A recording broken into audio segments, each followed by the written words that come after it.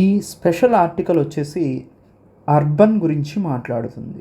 అర్బన్లో అంటే పట్టణ ప్రాంతాల్లో ఫ్యూచర్లో వీళ్ళు ఫేస్ చేసే ఛాలెంజెస్ అనేవి క్రిటికల్గా ఉంటాయి అని ఈ ఆర్టికల్ మెన్షన్ చేస్తూ వచ్చిందండి.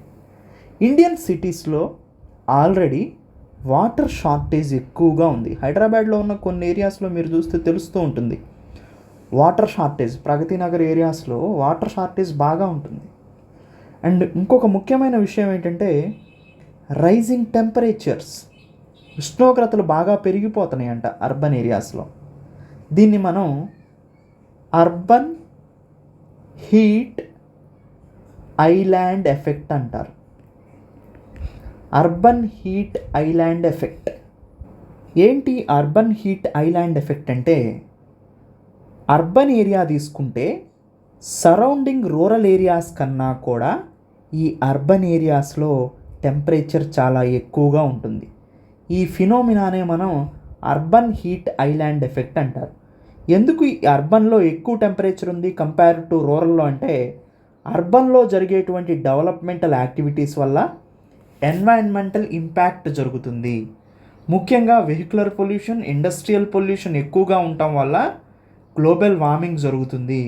దానివల్ల అర్బన్ హీట్ ఐలాండ్ ఎఫెక్ట్ అనేది రెజ్యూమ్ అవుతుంది. సో అందుకనే అర్బన్లో టెంపరేచర్స్ అనేవి బాగా ఇంక్రీజ్ అవుతూ వస్తూ ఉన్నాయి. ఈ అర్బన్ గురించి మనకి సస్టైనబుల్ డెవలప్మెంట్ గోల్ 11లో కూడా ఉంటుంది.